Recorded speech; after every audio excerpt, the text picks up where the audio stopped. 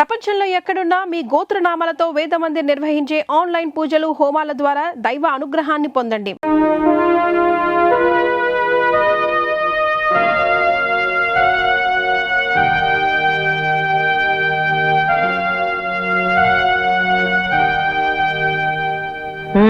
విన్నాం, అంతా విన్నాం. అతను రూపను పెళ్లి చేసుకోనని చెప్పడానికి కారణం నువ్వు. చెప్పాడుగా, నీ మూలంగానే ఆమె పెళ్లి చేసుకోవటం లేదని. అసలు మేము పంపించామని అతనికి ఎవరు చెప్పారు? నాకు తెలియదండి. తెలుసు, నువ్వే చెప్పావు. లేదు, నేను చెప్పలేదు. మీరే ప్రమాణం చేయమంటే ఆ ప్రమాణం చేస్తాను. దేనికి ప్రమాణాలు? ఏ దిక్కులేని నిన్ను పని మనిషి బిడ్డని కూడా ఆలోచించకుండా నా బిడ్డతో సమానంగా పెంచాం.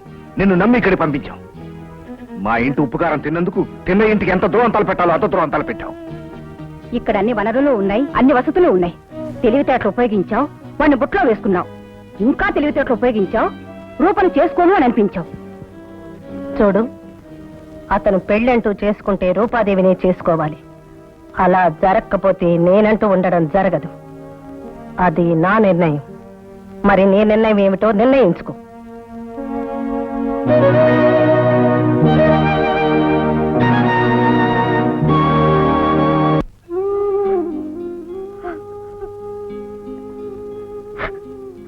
రూపా, రూపా, అందరిలాగే నువ్వు కూడా నన్ను అపార్థం చేసుకున్నావా? నేను నీకోసం వచ్చాను. నీకే అన్యాయం చేస్తాననుకున్నావా? అన్యాయం చేయలేదు, కానీ ఏం న్యాయం చేసావో చెప్పు. అతని నిర్ణయానికి నేనా బాధ్యురాల్ని? నువ్వు ఉండబట్టేగా అతను ఆ నిర్ణయం తీసుకున్నాడు. నేను అతన్ని ప్రేమించలేదు రూపా, నన్ను నమ్ము. కానీ నిన్ను అతను ప్రేమించాడు. అతనికి నా మీద మనసుందని ఇప్పటిదాకా నాకు తెలీదు. తెలుసుకున్న తర్వాత కూడా నువ్వు ఇక్కడే ఉంటే అతని మనసు నా వైపు మారుతుందనుకున్నావా?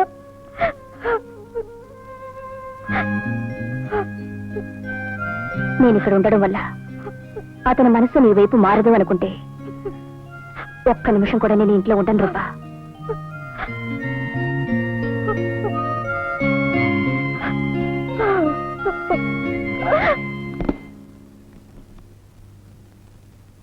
ఎక్కడికి?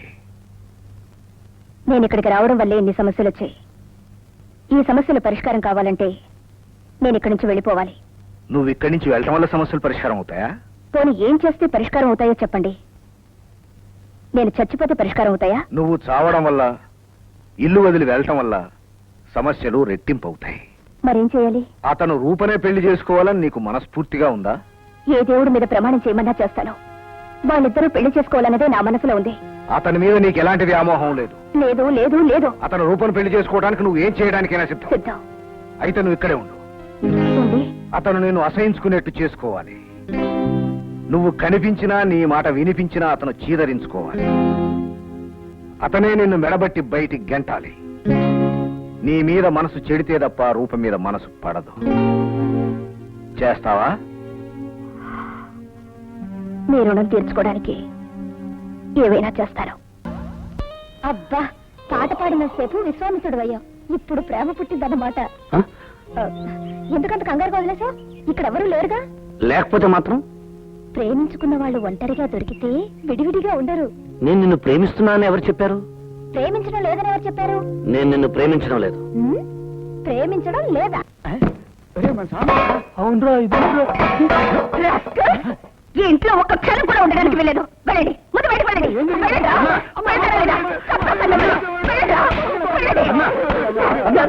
ఏమైంది పద్మ? కుక్కకి అన్నం పడేస్తే ఇంట్లో విశ్వాసంగా పడుంటుంది. ఎన్నాళ్ళ నుంచి కుక్కల్లా పడి తింటున్నారు. వీళ్ళకి ఏ మాత్రమైన విశ్వాసం ఉందా? అసలు ఏం చేశారు పద్మ? ఏం చేశారో వేరే అడగండి. ఏం చేశారా? నా గురించి నోటికి వచ్చేట్టు మాట్లాడారు. నీ గురించి అబద్ధాలు కూడా చెప్తున్నారా? ఏం మాట్లాడారు పద్మ? ఏం మాట్లాడారా అడగండి. నేను రావడం పని మనిషిలా వచ్చానట. మీ ఆస్తంతా కాజేయాలని ఎత్తువేశానట. అందుకే ప్రేమ ఒలకపోతానట. మిమ్మల్ని అమాయకులు చేసి బొట్టలు వేసుకున్నానట. లేదు పద్మ, వాళ్ళు ఎప్పుడు అలా మాట్లాడరు. వాళ్ళకు నువ్వు అంటే అభిమానం. అది అప్పుడు నేను వాళ్ళతో పాటు పని మనిషిగా ఉండినప్పుడు. ఇప్పుడు ఈ ఇంటికి అమ్మగారిని అవుతున్నారుగా. ఇక వాళ్ళ ఆటలు సాగవు, వాళ్ళు వేసే ఎత్తులు సాగవు. వాళ్ళు తినే తిండికి అడ్డుపడతారు. వాళ్ళు చేసే పనులకి అడ్డు తగులుతాను. అందుకే నన్ను ఎలాగైనా బయటికి పంపించేయాలని ప్రయత్నం చేస్తున్నారు. మేమెప్పుడు మిమ్మల్ని పల్లెత్త మాట కూడా అనలేదమ్మా. Shut up. నా చెవులతో నేను విన్నాను. నా మీద మీకు నమ్మకం ఉంటే వాళ్ళని బయటికి పంపించండి, లేదా వాళ్ళని ఇంట్లో ఉంచుకోండి. నేను మాత్రం ఒక క్షణం కూడా ఇంట్లో ఉండను. పద్మా పద్మా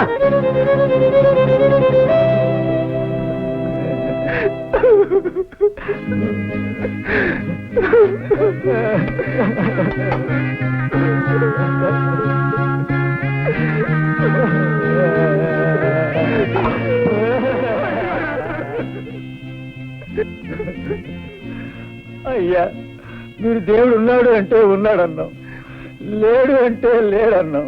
మాకు దేవుడు ఉన్నాడో లేడో కూడా తెలియదు. మీరే మాకు దేవుడు. నిత్తట్లో కూడా అమ్మగారిని కానీ మిమ్మల్ని కానీ ఏ ఒక్క మాట అనలేదు బాబు. అవునయ్యా, మా మీద ఏమాత్రం నమ్మకం ఉన్నా ఈ ఒక్క ముక్క నమ్మండియ్యా.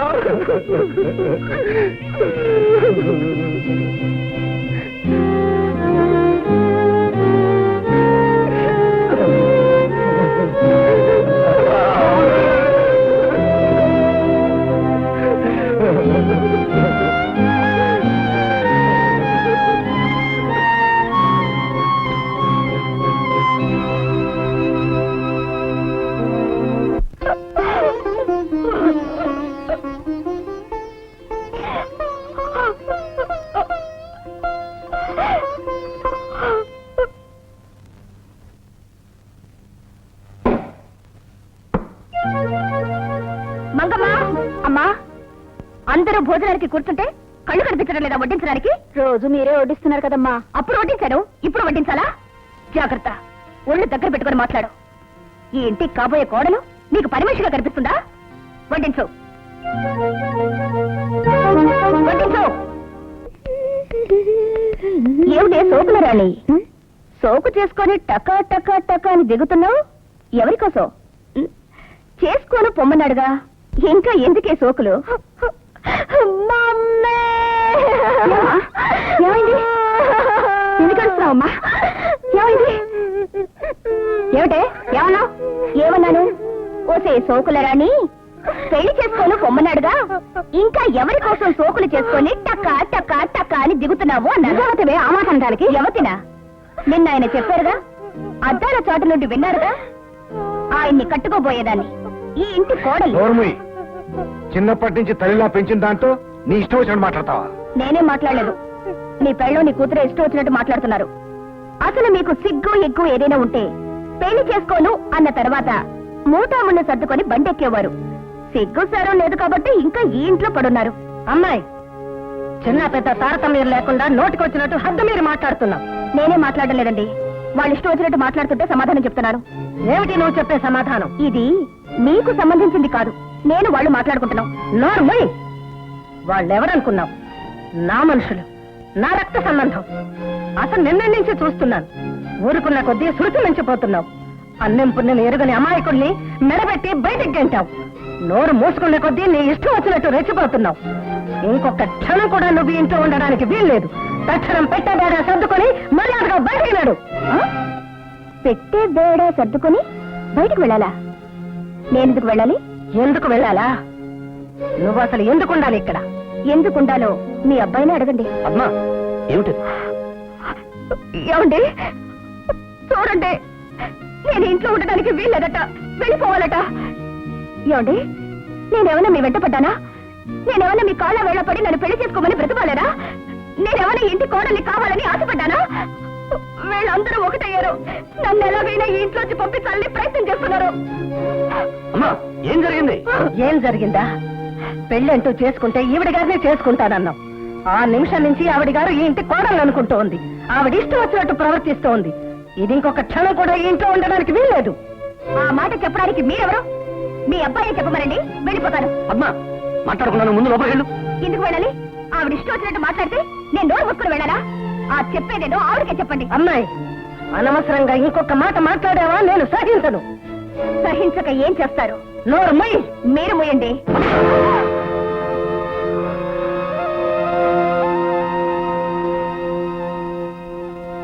నా తల్లి నా కళ్ళ ముందు నోరు మేమంటావా? వెళ్ళు. ఇంకొక క్షణం కూడా ఇంట్లో ఉండడానికి వీల్లేదు. వెళ్ళిక్కడి నుంచి. వెళ్తాను. ఉన్నవాళ్ళు ఎప్పటికైనా ఒకటే. లేని వాళ్లే బయటికి పోవలసిన వాళ్ళు.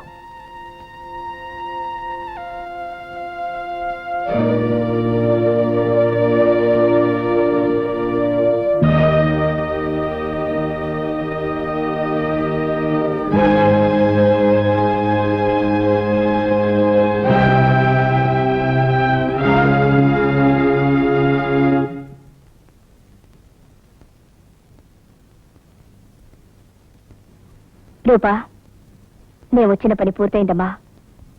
ఇక నేను వెళ్తాను. నీ బావని నువ్వు పెళ్లి చేసుకొని హాయిగా ఉండు. అంటే అన్నమాట ప్రకారం అన్నీ చేశాను. అయితే ఈ 2 రోజుల నుంచి నువ్వు ఆడిందంతా నాటకమా? దాని పేరు ఏవైనా కావచ్చు. నా పని నేను పూర్తి చేశాను. పద్మా, బావను మోసం చేసి నేను ఎలా పెళ్లి చేసుకోగలను? పెళ్లి చేసుకున్నా ఎలా కాపురం చేయగలను? మోసం నువ్వు చేయలేదమ్మా, నేను చేశాను. ఎవరి కోసం చేశావు? నా కోసమేగా చేశావు. ఏనాడైనా బావకు తెలిస్తే నన్ను క్షమిస్తాడా? వద్దు పద్మా, ఈ త్యాగం నాకొద్దు. నువ్వు కావాలనుకున్నా వద్దనుకున్నా నా ధర్మం నేను చేశాను. ఇంకా ఈ ఇంట్లో ఉండడానికి అవకాశమూ లేదు, ఆ అవసరమూ లేదు.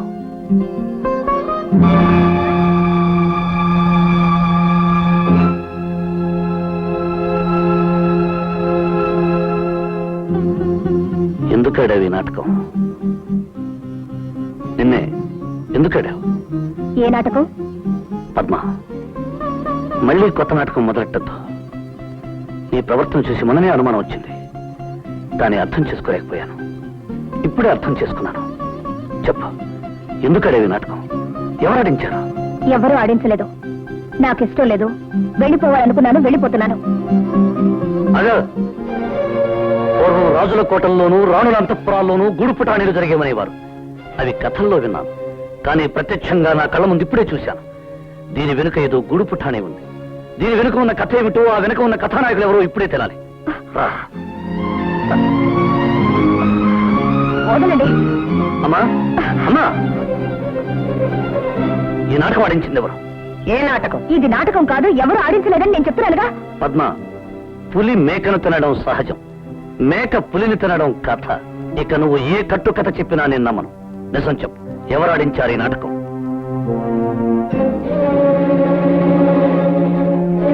రూపా, తన శక్తి వల్ల సంపాదించుకున్నది సొంతం, ఇతరుల దయాభిక్ష మీద సంపాదించుకున్నది దానం. ఆ దానం హీనం. నాకు తెలిసి ఆ హీనానికి నువ్వు దూరం. నిజం చెప్పు, ఈ 2 రోజుల నుంచి పద్మ ఆడింది నాటకం అవునా కాదా? అవును. ఎవరు ఆడించారు ఈ నాటకం? చెప్పు, నిజం చెప్పు.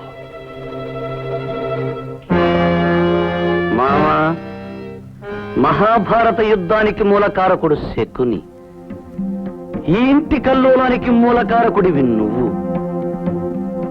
చూడు, మనింట్లో చలి కాచుకోవాలని పక్కింటికి నిప్పు పెడితే మనిల్లు తగులబడిపోతుందని తెలుసుకోలేనంత పిచ్చివాడివని ఇప్పుడే తెలుసుకున్నాను.